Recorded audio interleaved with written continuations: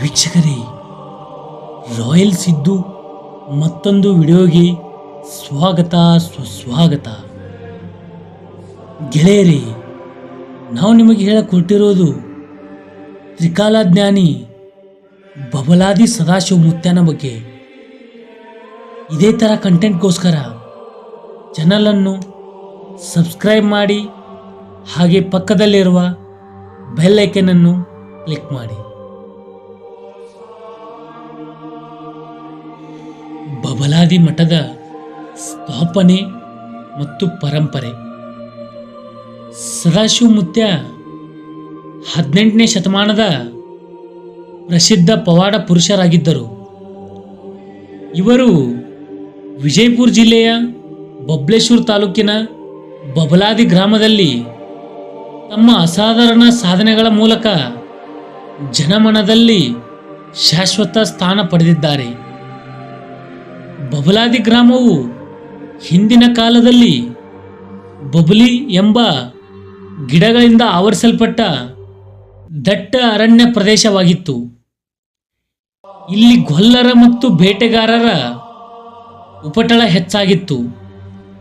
ಈ ಸಂದರ್ಭದಲ್ಲಿ ಸಾರವಾಡದ ಚಿಕ್ಕಪ್ಪಯ್ಯ ಸ್ವಾಮೀಜಿ ಸದಾಶಿವ ಮುತ್ಯ ಬಬಲಾದಿಗೆ ಆಗಮಿಸಿ ಚಂದ್ರಗಿರಿ ದೇವಿಯನ್ನು ಬಬಲಾದಿಗೆ ಕರೆತಂದು ಗೊಲ್ಲರ ಉಪಟಳವನ್ನು ನಿವಾರಿಸಿ ಮಠವನ್ನು ಸ್ಥಾಪಿಸಿದರು. ಚಿಕ್ಕಪ್ಪಯ್ಯ ಸ್ವಾಮೀಜಿಯವರು ತಾವು ಮಠದ ಪೀಠವನ್ನೇರದೆ ಷಣ್ಮುಖ ಸಿದ್ಧರನ್ನು ಪೀಠಾಧಿಪತಿಗಳನ್ನಾಗಿ ಮಾಡಿ ಲೋಕ ಸಂಚಾರಿಗಳಾದರು. ಮಠದ ಪರಂಪರೆಯಲ್ಲಿ 10 ಸ್ವಾಮೀಜಿಗಳು ಆಗಿ ಹೋಗಿದ್ದಾರೆ. ಅವರಲ್ಲಿ 18ನೇ ಶತಮಾನದ ಸದಾಶಿವ ಸ್ವಾಮೀಜಿಗಳು ಪವಾಡ ಪುರುಷರಾಗಿ ನೂರಾರು ಲೋಕೋದ್ಧಾರ ಕಾರ್ಯಗಳನ್ನು ಕೈಗೊಂಡಿದ್ದಾರೆ.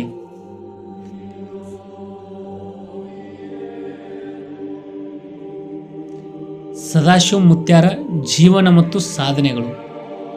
ಸದಾಶಿವ ಮುತ್ಯ ಅವರು ಚಂದ್ರಗಿರಿ ದೇವಿಯ ಆರಾಧಕರಾಗಿದ್ದರು. ಇವರು ತ್ರಿಕಾಲ ಜ್ಞಾನಿಗಳಾಗಿದ್ದು ಭವಿಷ್ಯವಾಣಿ ನೀಡುವಲ್ಲಿ ಪ್ರಸಿದ್ಧರಾಗಿದ್ದರು. ಇವರು ಹೇಳಿದ ಭವಿಷ್ಯಗಳು ಇಂದಿಗೂ ನಿಜವಾಗುತ್ತಾ ಬಂದಿದೆ. ಮಠದ ಗುರುವನ್ನು ಕೃಷ್ಣಾ ನದಿಯಿಂದ ಮಠದವರೆಗೆ ಹೆಗಲ ಮೇಲೆ ಹೊತ್ತುಕೊಂಡು ಬರುತ್ತಾರೆ.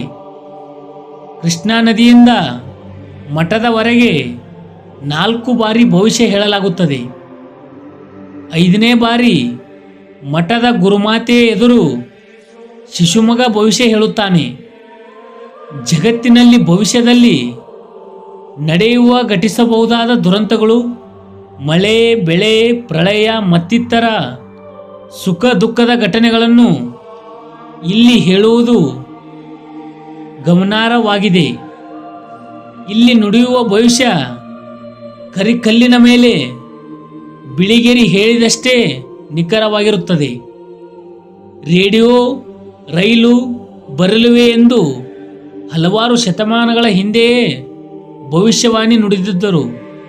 ಅದು ನಿಜವಾಗಿದೆ.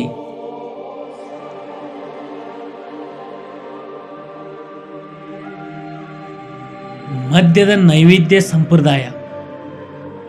ಬಬಲಾದಿ ಮಠದಲ್ಲಿ ಮದ್ಯದ ನೈವೇದ್ಯ ಅರ್ಪಿಸುವ ವಿಶಿಷ್ಟ ಸಂಪ್ರದಾಯವಿದೆ. ಇಲ್ಲಿನ ಸಿದ್ಧಿ ಪುರುಷ ಚಿಕ್ಕಪ್ಪಯ್ಯ ತಮ್ಮ ಸಿದ್ಧಿಗಾಗಿ ಬಿಂದುವಿನ ಪ್ರಮಾಣದಲ್ಲಿ ಮದ್ಯವನ್ನು ಸೇವಿಸಿ ಸಾಧನೆಗೆ ಕುಳಿತುಕೊಳ್ಳುತ್ತಿದ್ದರು. ಆದರೆ ಕಾಲಾಂತರದಲ್ಲಿ ಇದನ್ನೇ ಪ್ರಮುಖವಾಗಿ ಪರಿಗಣಿಸರದ ಭಕ್ತರು ಈ ಗದ್ದುಗೆಯ ಮದ್ಯದ ನೈವೇದ್ಯ ಅರ್ಪಿಸಲಾರಂಭಿಸಿದರು. ಈ ಕುರಿತು ಮಠದ ಆಡಳಿತ ಮಂಡಳಿಯವರು ಎಷ್ಟೇ ತಿಳುವಳಿಕೆ ಮೂಡಿಸಿದರೂ ಪ್ರಯೋಜನವಾಗುತ್ತಿಲ್ಲ. ಮದ್ಯದ ನೈವೇದ್ಯ ಸಂಪ್ರದಾಯವಾಗಿ ಮುಂದುವರೆಯುತ್ತಿದೆ.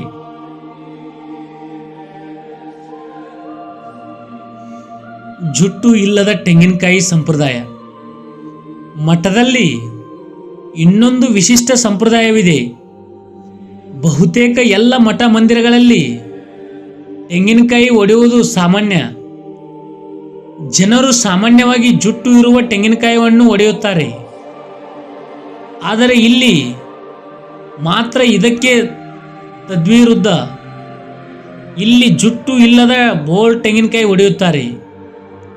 ಇದು ಹೊಳೆ ಬಬಲಾದಿ ಮಠದವರ ಜುಟ್ಟು ಯಾರ ಕೈಗೂ ಸಿಕ್ಕಿಲ್ಲ ಎಂಬುದರ ಪ್ರತೀಕವಾಗಿದೆ.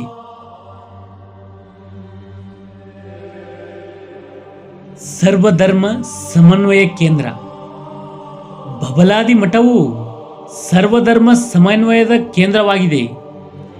ಜಾತ್ರೆಯಲ್ಲಿ ಮುಸ್ಲಿಮರು ಆತೆ ಕೊಡುವುದರೊಂದಿಗೆ ಜಾತ್ರೆ ಪ್ರಾರಂಭವಾಗುತ್ತದೆ. ಮುಂದೆ ಘಟಿಸಬಹುದಾದ ಸಂಗತಿಗಳ ಬಗ್ಗೆ ತಮ್ಮ ನೀತಿ ಪದಗಳಲ್ಲಿ ಹೇಳಿದ ಚಿಕ್ಕಪ್ಪಯ್ಯನವರ ನುಡಿಗಳನ್ನು ಜನರ ಮಾತಿನಲ್ಲಿ ಈಗಲೂ ಕೇಳಬಹುದು. ಚಂದ್ರಮ್ಮ ತಾಯಿ ಇಲ್ಲಿ ಜೀವಂತ ಸಮಾಧಿ ಆಗಿದ್ದಾಳೆ ಎಂಬ ಪ್ರತೀತಿ ಇದೆ. ಶ್ರದ್ಧಾ ಭಕ್ತಿಯಿಂದ ನಡೆದುಕೊಳ್ಳುವ ಭಕ್ತರಿಗೆ ಬೇಡಿದ ವರವನ್ನು ದಯಪಾಲಿಸುತ್ತಾಳೆ.